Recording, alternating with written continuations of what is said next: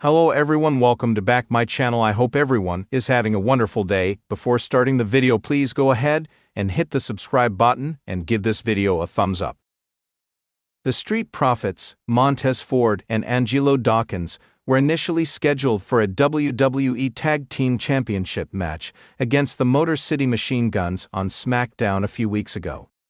However, they could not compete after being attacked backstage before the match. DIY ultimately took the duo's place in the match and defeated MCMG to become the new WWE Tag Team Champions. Naturally, suspicion fell on Johnny Gargano and Tommaso Ciampa as the potential culprits behind the attack on Street Profits. During the latest episode of SmackDown, General Manager Nick Aldis confronted DIY backstage about their possible involvement. However, Gargano and Ciampa denied any role. Fortunately, there were eyewitnesses in the form of Pretty Deadly. While trying to negotiate funding for their Pretty Deadly musical, Kit Wilson and Elton Prince inadvertently revealed that Angel Garza was responsible for the backstage assault. The Street Profits, furious at this revelation, immediately began searching for Legado del Fantasma backstage. They eventually found Angel and Berto, leading to a heated brawl. Nick Aldis quickly intervened to break up the fight.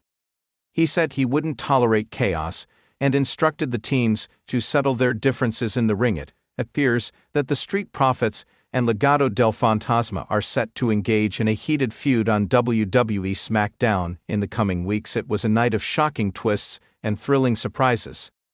The WWE SmackDown arena was buzzing with anticipation, the air thick with excitement as the crowd awaited the next segment.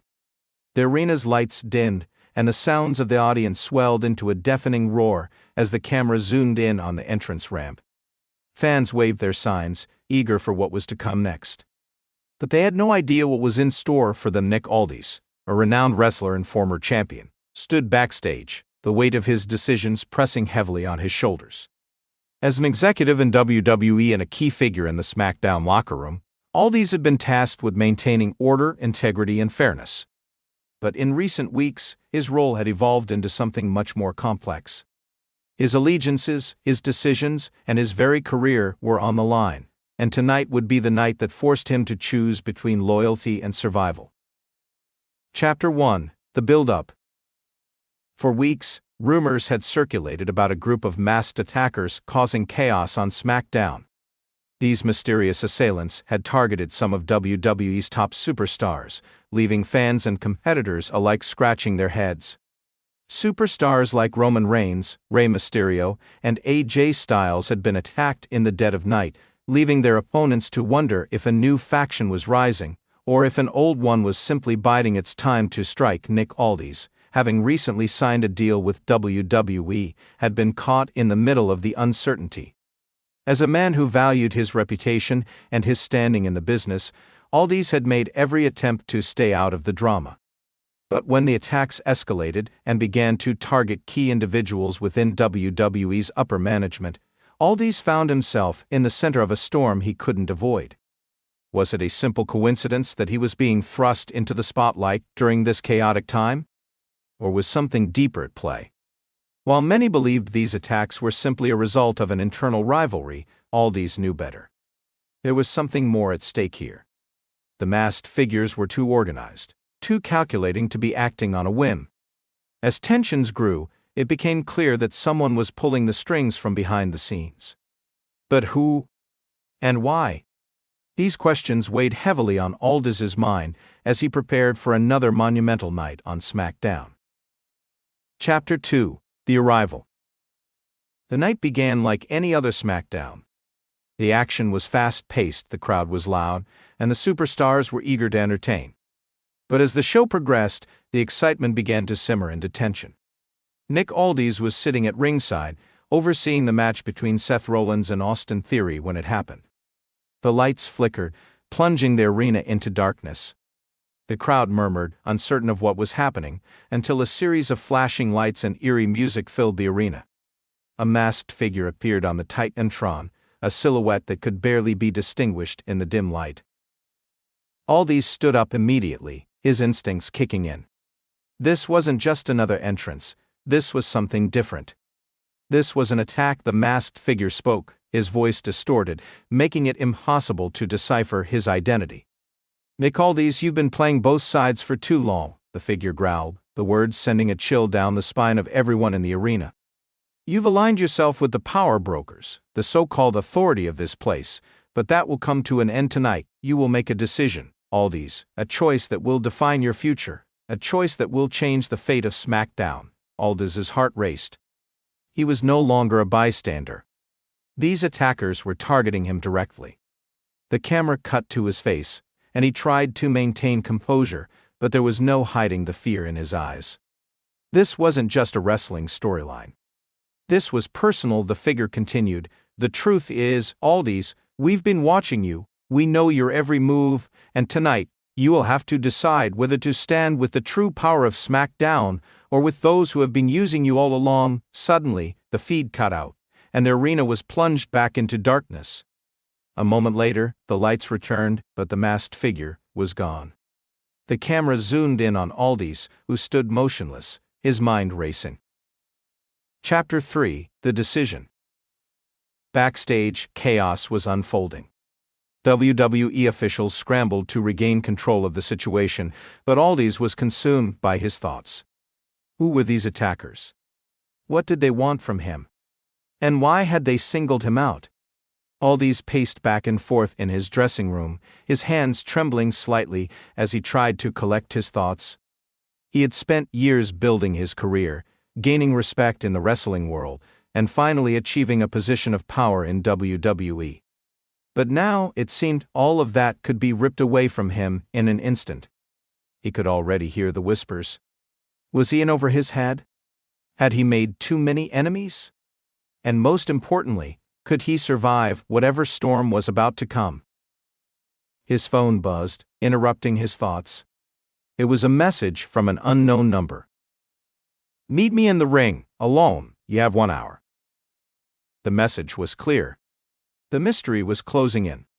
And now, Aldis had to make a choice: stand tall and face whatever threats awaited him, or succumb to the pressure and walk away from everything he had worked for.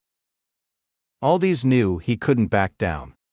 His reputation as a competitor and as an executive had to be defended.